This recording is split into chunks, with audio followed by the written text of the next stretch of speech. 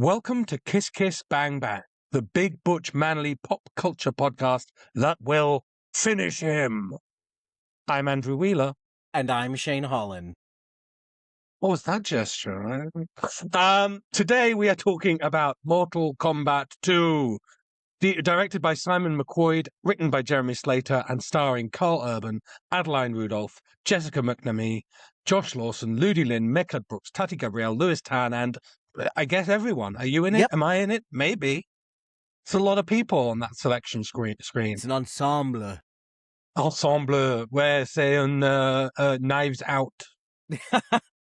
How you say. This is the second film in the reboot series following 2021's Mortal Kombat. In this movie, action star Johnny Cage is forced to play in the Mortal Kombat tournament to protect the Earth Realm from enslavement to Shao Kahn. Mm-hmm. Princess Kitana secretly joins forces with Raiden's heroes to free her people.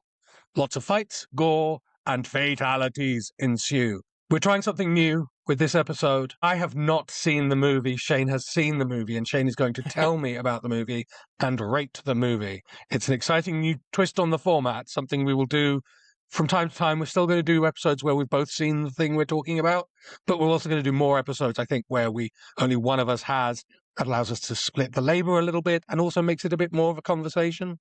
We'll see how it works out. We'll see. Let us know in the comments what you think of this format change. So let's start by talking about the oeuvre of Mortal Kombat. Shane, is this a game that you grew up playing? So it was never a game I own. Mm-hmm. I have historically never been good at fighting games. Me either. Smash Brothers in front of me, and I am playing for 2 seconds and then sitting like this, pouting, angry about how bad I am at the game. But the one thing I will say about Mortal Kombat is that it was always a button masher that literally anyone could play, and once you figure out one good special move, then you can just pound those buttons, baby. You can keep doing your arm flashy, ground spinny, lightning poppy thing for as long as possible. So I always found them fun. Okay. Did you ever play them in arcades, or did arcades not exist when you were a child? Is that just a memory for me? God, did I? I mean, did not go to a lot of arcades. We didn't have a lot of arcades growing up. They were all relegated to movie theaters, so you might get like 10 minutes before the movie to beg for quarters and then play one round. See, I grew up in a seaside town, so there were arcades everywhere. It was arcade to arcade. Yeah. But I didn't play a lot of fighting games because, like you, I was just terrible at them and everyone else was really good, it seems like. Yeah. It's a funny thing this year that we have a Street Fighter movie coming out as well. Do you have like a partisan preference between the two? Do I? Honestly, I think I prefer Mortal Kombat because it's a little campier. Street Fighter takes itself so seriously. Uh-huh. And as homosexual, I've always been drawn to the flashy outfits in Mortal Kombat and the larger-than-life personalities in Mortal Kombat than the much more down-to-earth Street Fighter. So I guess Mortal Kombat is my favorite if I had to pick? I don't know. I mean, I guess we'll see when the Street Fighter movie comes out how we feel about that one, but that's clearly the bigger budget movie with the bigger name stars in it. Apologies to Carl Urban. He is the only big name star, I think, in this one. Whereas the other one is like Noah Centineo and a bunch of wrestlers and Orville Jason Peck. Momoa, and it's like Orville Peck, yes. So yeah, they feel pretty confident that they're going to be the bigger of the two movies, but I feel like this one's actually doing pretty well anyway. Did you watch the first Mortal Kombat movie that came out in 2021? You know, when I sat in the theater for this film, I realized that I had seen the first film. I was like, oh, this is familiar. I think I saw the original. Look, it came out at a really like dark time for all of us. 2021 was not exactly a Way. fantastic year. We were all locked indoors. This movie was obviously going to be released in theaters and then was not for some Yeah. reason. What happened? What was it? Right. So this is the first time that I feel like this franchise has had a chance to get butts and seats and like experience the film the way it was intended in like these giant cinemas in D-box seats. Oh, no. God, that was such a mistake. I really hate when they tickle my D-box. uh the the movement of the D-box seat did not feel attached to anything in the movie. And so it's just like a fight would start and all of a sudden you'd be doing this and it's like I don't know why I'm going like this when someone is just going ha. It started off with like someone walking downstairs slowly with a cane pounding the pavement, and the seat starts doing this and then also vibrating when the cane hits the pavement. I was like, oh Lord, what have I done? Why did I sign up for this experience? And soon it was just madness.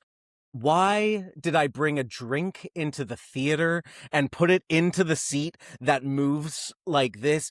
The entire time I was like one eye on the movie, one eye down here, one hand on the top of the cup, like, is this it? Is this where I'm going to lose my Coke Zero all over my lap? Didn't happen. I guess those cup holders are designed to hold cups. Survive. I don't know. It didn't feel safe. It was not a safe viewing experience. It occurs to me that it must be someone's job to program movies or program the D-box seats to go to sync with movies, and whoever that person is, they do not consider themselves an artist. They do not consider themselves a narrative designer, shall we say? Someone which is a got real shame. That's a for lost sure. art Someone form. got a credit in the film for D-box optimization. Yikes.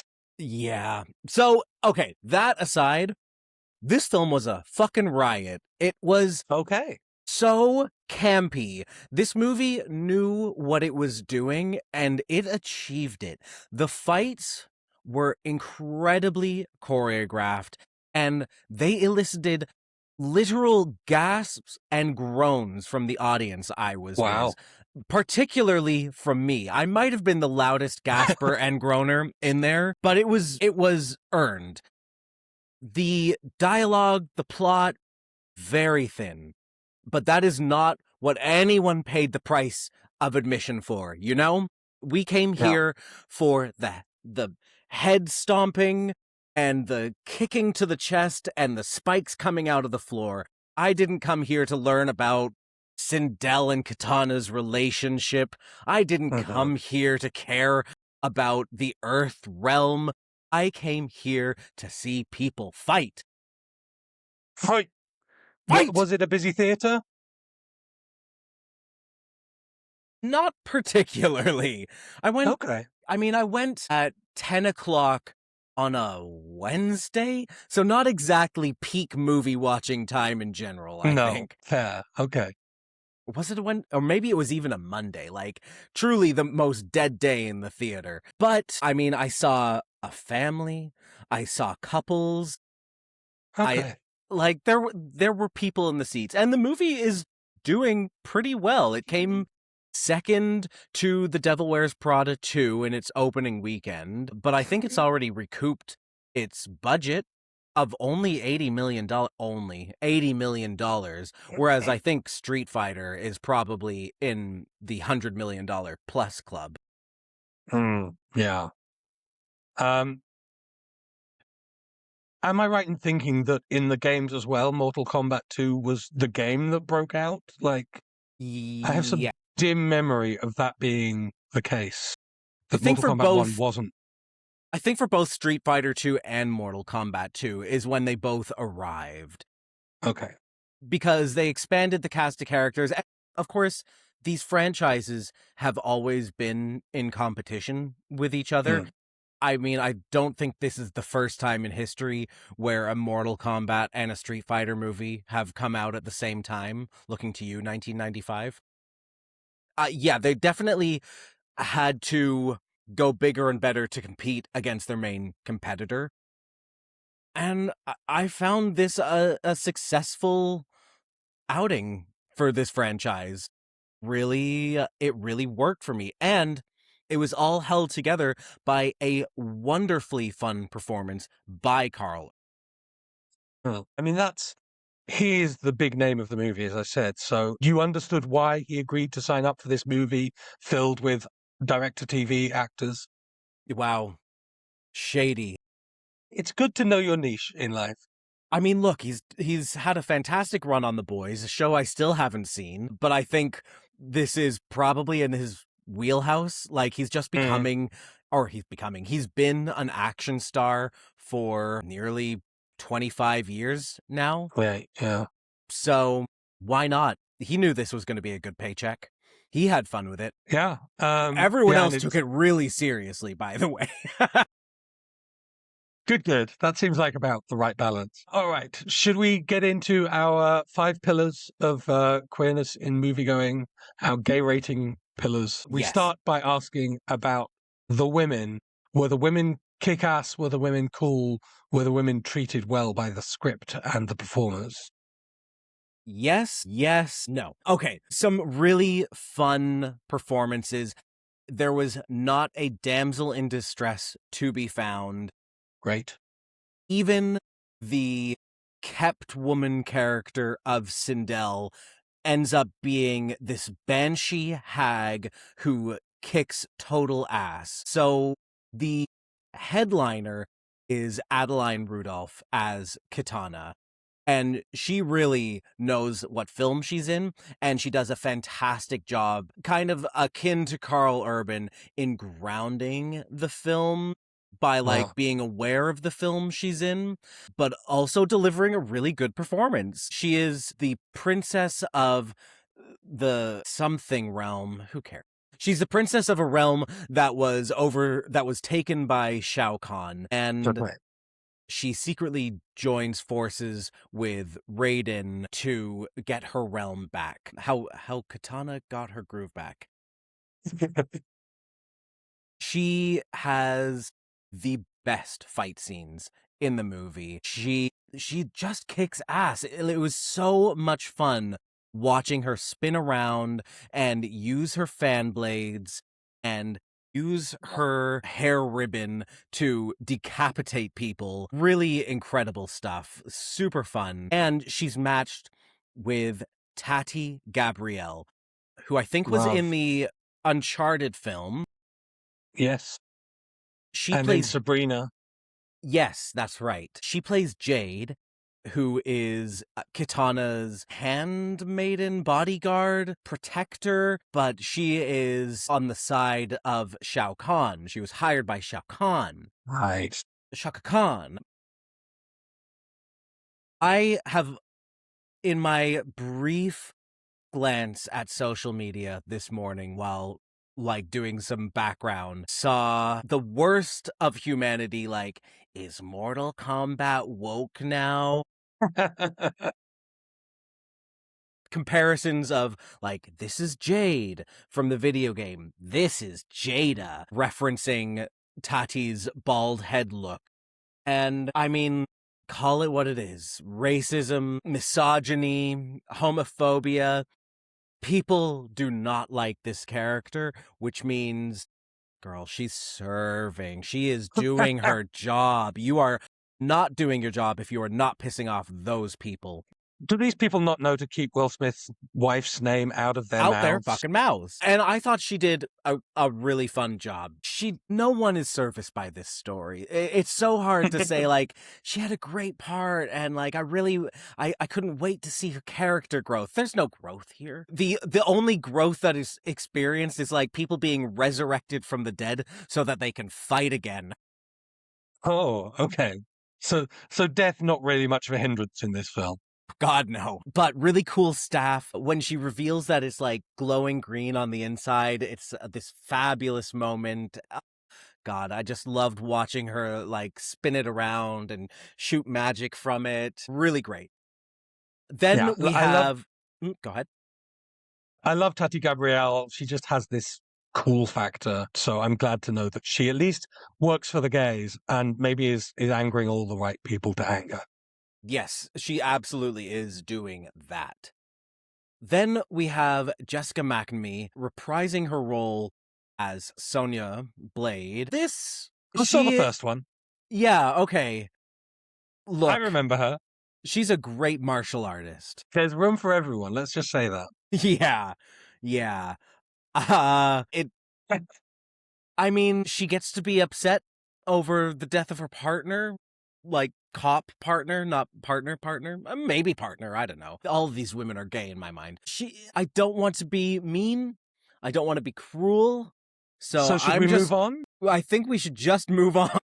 Great. Any more women you'd like to call out for this movie? I mentioned her, but Anna Tu Nguyen as Sindel is the hag that I didn't know we were going to get in this film. Her power is screaming, which should set the gays agag. She has long hair that wraps around people and strangles them. She is Kitana's mother and ends up being the queen consort to Shao Kahn and is mind-washed by him or killed and then resurrected by him and slave to his thoughts. A really dark character background, but I kind of lived for her. I wanted more Sindel, and she gets taken out like just early enough that I was like, oh, man, I really could have stood to see her in a few more fights. But I think I've already mentioned that death is not the end of a character in this film. Oh, she does return, baby. And she will be back again, I am sure, because Sindel is one of those classic fighters that that no one knows how to play and will surprise you and take you out every time. I don't even I have no mental image of who that is. I mean, again, I didn't play a lot of fighting games, but like the aesthetic is enough that I know who a bunch of people are. I don't know Sindel at all. I'm going to have to look her up. That name does not mean anything to me. I can't wait for you to see the picture of what she looks like and like question like, this is a character that people play as? It's an old woman. Great. Hardcore all the way, baby. Done tastefully, I guarantee. Let's move on to the boys.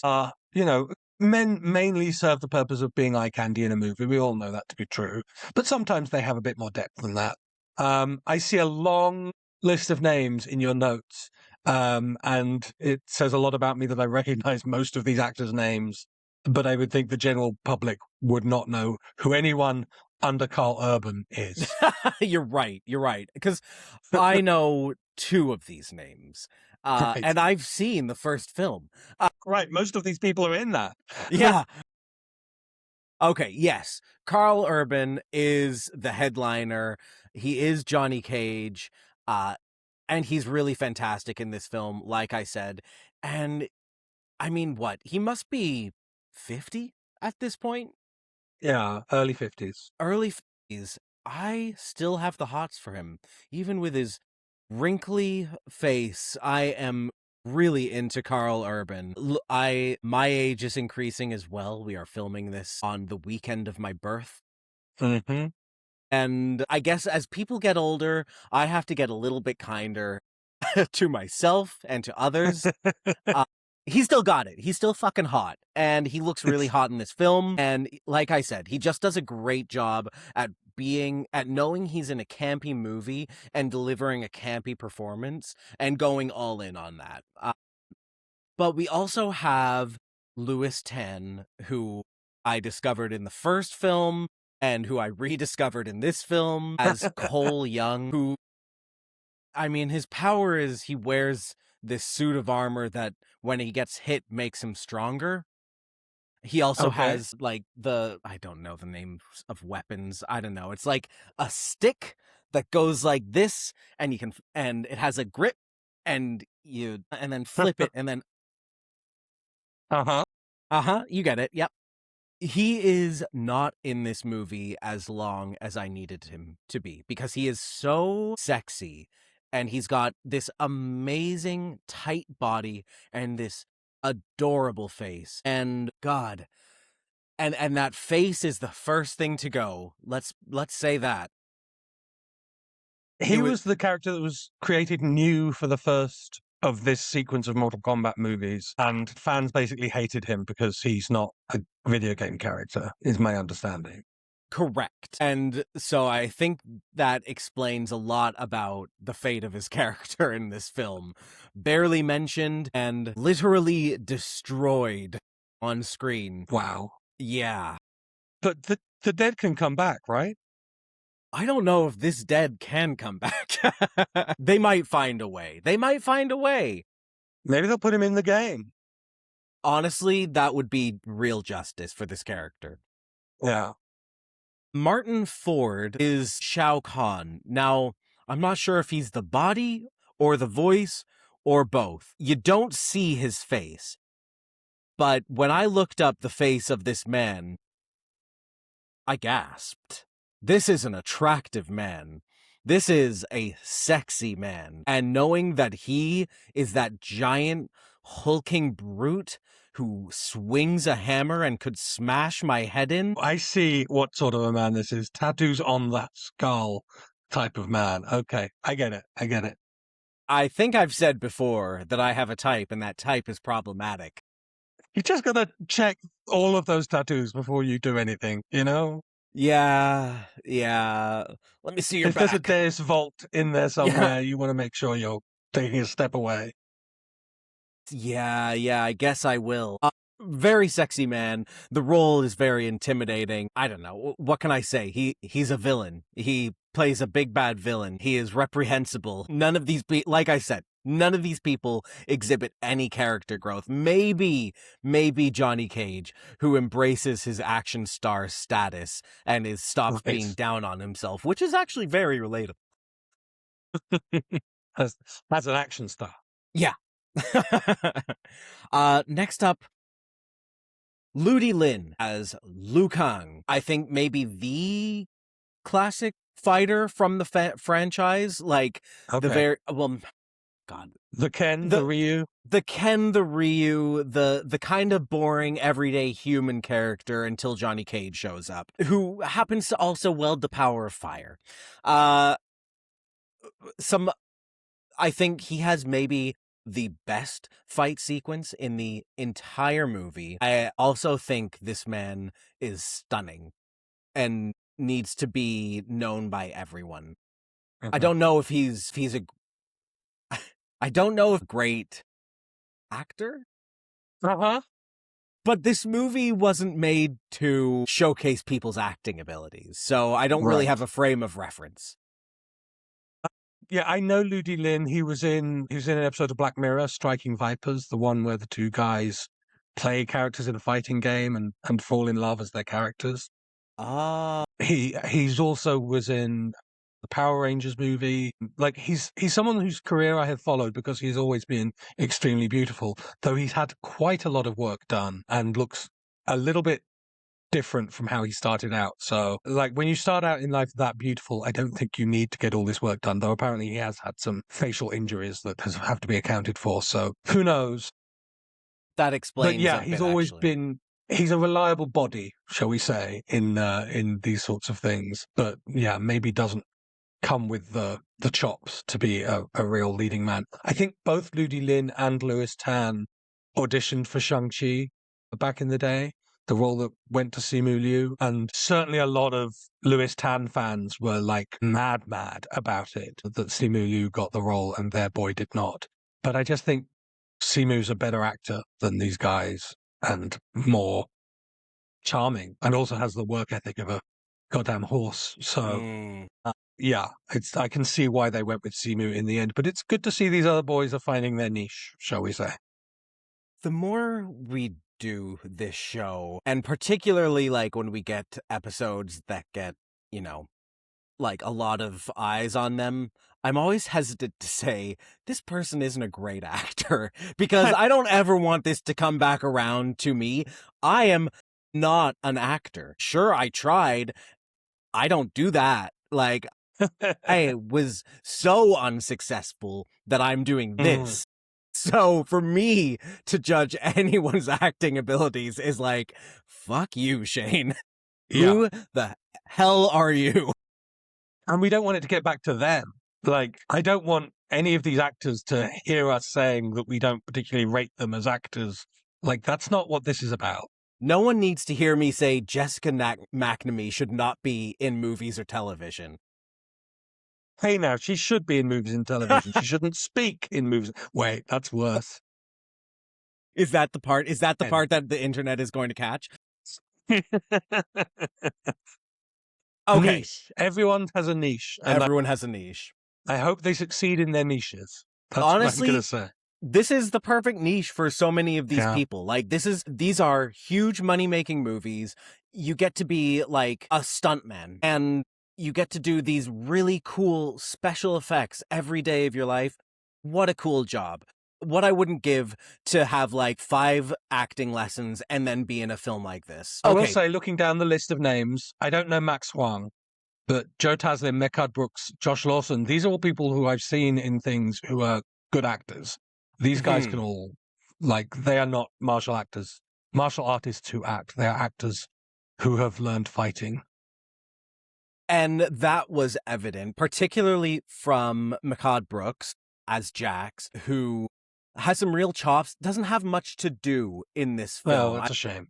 I think Jax's abilities are not as fantastic as everyone else's. Like, he doesn't have glowing rings or flames or, I don't know, special effects beyond the metal arm, the mechanical arms. So it always felt like this character is a little bit doomed, and he was. Josh Lawson as Kano returning, super fun in the first movie, and stupid hilarious in this movie. It elicited some raw laughter from me. I did see this film with an Australian, and I did lean over and I said, "This is what we think about all of you." So that was not appreciated. But he was like, "I just can't believe that Josh Lawson is in this. He's a comedian." I was like, "Yeah, but look at him. This is a comic role." I don't think he got it. And Max Huang as Kung Lao, again, another really pretty face, had maybe 5 lines in this film, but would absolutely watch. Okay, so we're saying a lot of pretty boys in this movie. So many pretty boys. Truly, the eye candy was outstanding. Excellent. Glad to hear it. That's going to be the thing that draws me in to watch this movie, so that's great to know. I think you'll enjoy this film. I will, but on home video, you know? Yeah. I'll simulate the D-Box experience for you. Could you? Thank you. Love that. I'll just take a couple too many sleeping pills and it'll be the same. Shit. And that's the D-Box experience. Sleeping pills and a glass of red wine and I'll be perfect. All right, let's talk about the music of this movie / the game / the franchise. I don't remember the music. Like, there were no needle drops. If there was, it was in this one bar scene that I've completely forgotten. Huh. The needle drop probably happens one way or another. It's always one way or another. Yeah. Honestly, it could have been. Basically, the only thing worth mentioning is that they bring back the 1995 original MK mix, and it feels glorious, and it's what we all wanted. They gave it to us. It's a good song. Oh, no, it is not. It is a horrible, bad piece of crap, but I felt very nostalgic hearing it play over the credits. Give me a 5-second rendition. Mortal Kombat! Got it. So no theme song. Like, they could have had like a Mortal Kombat. Oh, death is inevitable, but not the end. Something like that. That was beautiful, and I wish they had come to you. I know you're working on your own Christmas song right now. Maybe your next song should be an action film theme song. Yeah, I would love it. I'm available. Me, a person who's never written a song in his life, is available. Yeah, I have there's no music in audacity. this. You're right. Okay, then let's talk about the fashion because people are wearing clothes in this movie. They are wearing clothes, and some of them are not. Oh, great. And a mix of the two. Absolutely gagged for Katana and Sindel's outfits. Katana is wearing this blue wrap dress with metal shoulder pads and greaves, and she has this thin chain belt and the iconic blade fans. It Mhm. is absolutely stunning when it is seen in its entirety as a reveal when she first flips them open in battle and does all the things that we expect. And at the end of the movie, those blade fans literally, like, I wanted to stand up out of my seat, not just because it had been moving the entire time, but I wanted to cheer. I nearly said, "Work!"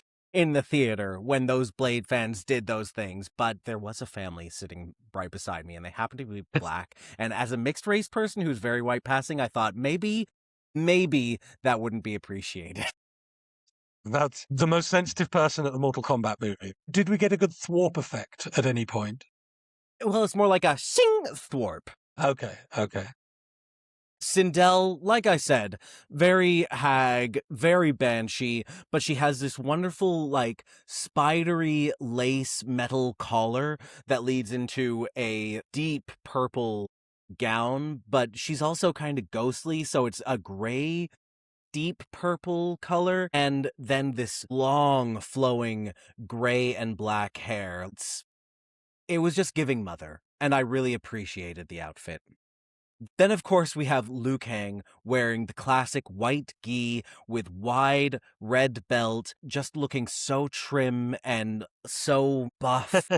Oh, God, really did something for me. Jax is basically shirtless throughout the entire film because how else are you Great. going to see those metal guns? Hmm. Poor Sonya, once again, really getting the short shaft, just wearing a tank top and pants and Rubbish. a high tight ponytail. She's a real cammy, except Yes. without the, you know. Yeah. Uh Jade, really great outfit. A leather halter that leads into I think she's wearing a long skirt. Or is she just wearing like shorts? Or does she wear both throughout the film? I don't know. It was all about the halter Great. for me. It was just like this like rich forest green leather with gold trim, and then she had this gold crown, like that kind of looked like a brain kind of that she wore over Wow. top. It was really fabulous. And of course that glowing green staff, absolutely live for that. Now, you are wearing sunglasses in tribute, I assume, to Johnny Cage. That's right. Johnny Cage gets the best costume of all, a leather jacket, a white t-shirt, and sunglasses. Do you know what brand of sunglasses Johnny Cage is wearing? Oh, no, I don't. I would be shocked if they weren't like Ray-Bans because they are just, it's a very Okay. classic silhouette. Right. Maybe I'll flash something up on screen. Maybe I won't.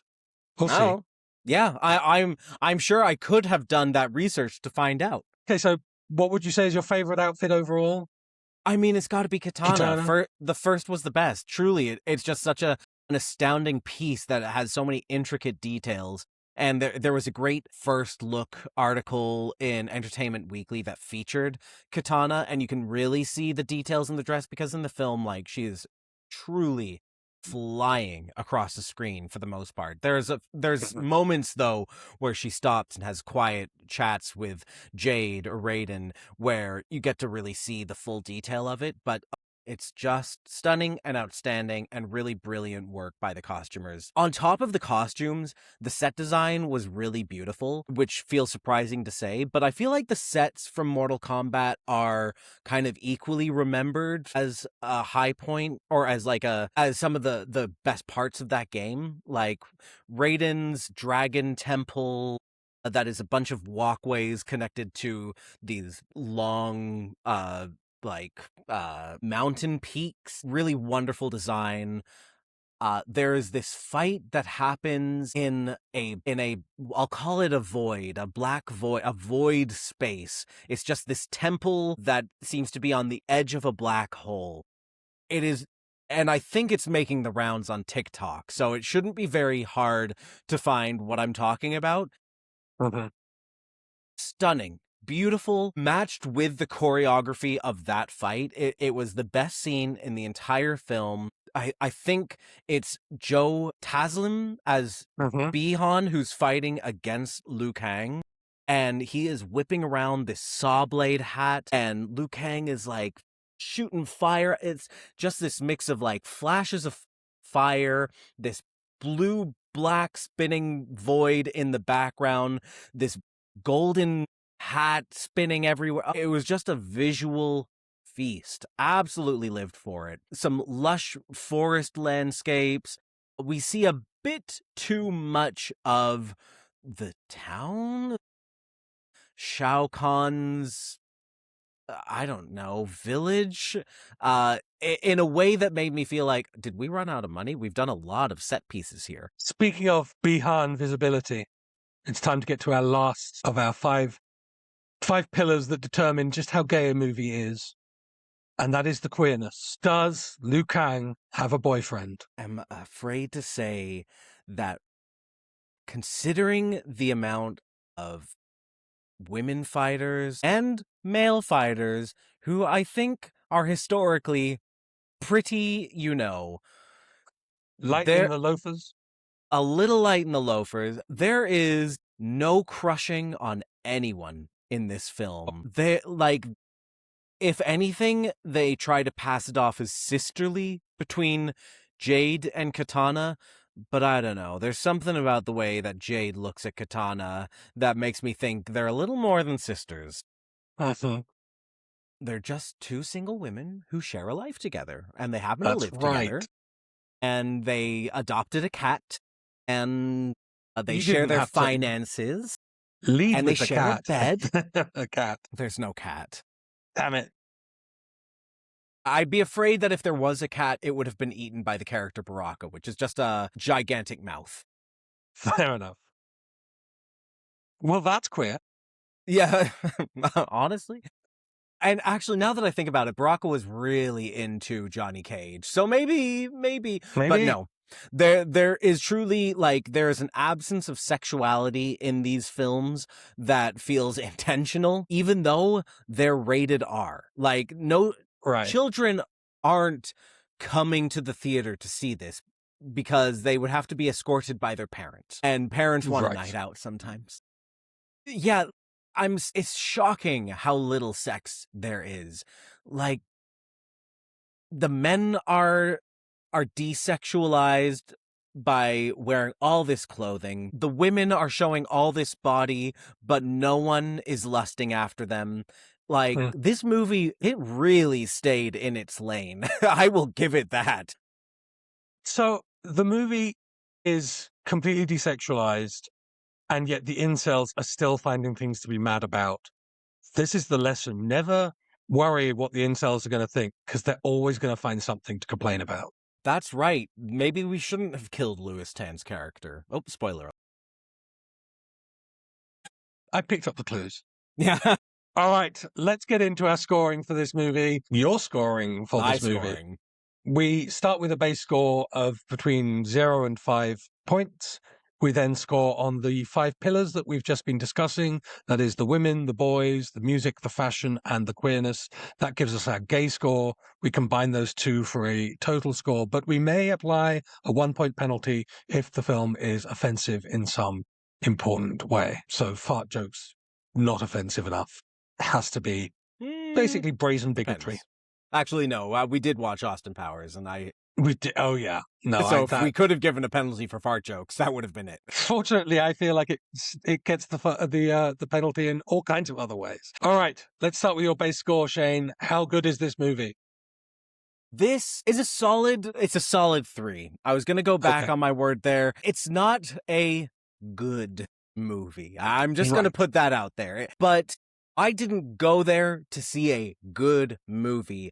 I went there to see this movie, and this movie solidly delivered. Perfect. Okay. What about the women? And there are many. Well, there are 4. And Okay. It sounded like a lot. honestly, in an action movie, wow, that's a lot. And they all fight, and honestly, that's why they get the point. Every woman gets a decent amount of screen time, and she gets to kick ass, and none of them are in distress. Like, sure, they are maybe fighting against the chains of bondage that they find themselves in, but my God, are they fighting? And none of them are love interests, sounds And like. none of them are love interests. Speaking of love interests, how do we rate the boys? I mean, there's a lot of hot boys in this movie. It was really fun to watch them kick and punch and scream and bleed. Not that I'm into that. So, gets the point?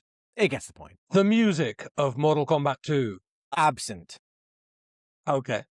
I'm sure it was there. I don't remember a single lick of anything. So no, I cannot give it the point. I mean, it was sumptuous. It felt correct to the video games, but also heightened. And I am sure that some people are out there are mad about it, so I have to give it the point. Okay. The queerness. I feel like I know where this is going. Yeah, no. No. I'm sorry, but it's just But also not no happening. straightness. No, honestly, just a void, a blank void where sexuality once was. Swirling in space. Shooting fire. That's us. That's our day. We spit fire. But was there anything egregious about this movie that earns it a penalty? No, everything was so tongue-in-cheek that it felt very purposeful. And it's a film that was made, like 2 years ago, last year? So Wow. they'd be foolish to do something like particularly racist or sexist. If anything, it felt empowering. Okay, great. That's good to know. So that gives us a base score of 3 out of 5, a queer score of 3 out of 5 for a total of 6 out of 10. Would you recommend this movie? Yes, go see this film. It was so fun. I cannot wait for you to see it so you can understand what I am talking about. It is just a visual riot, and I think if you are not expecting much, you will walk away happy. Fantastic. That's a thumbs up for Mortal Kombat 2. That's the strongest endorsement I can give it. If you are not expecting much, you will love this film. Oscar. If you enjoyed this video, especially in this new format, please let us know in the comments and let us know who you main in Mortal Kombat. That's very important to us. We need to know that information. Please click the like button and subscribe to the channel and send this video to anyone you think might appreciate it. We really would like to have more people come join us on this channel. Yeah. Because we love doing this and we love you loving this. So thank you so much for watching. Until next time, kiss, kiss. Bang, bang. If you enjoyed this video, please click the like button and subscribe to this channel. You can follow Kiss Kiss Bang Bang on Instagram, TikTok, Blue Sky, and Letterboxd at KKBBpod, or email us at kisskissbangbangpod@gmail.com. Kiss Kiss Bang Bang is recorded in Toronto on the traditional territory of many nations, including the Mississaugas of the Credit, the Anishinaabeg, the Chippewa, the Haudenosaunee, and the Wendat peoples.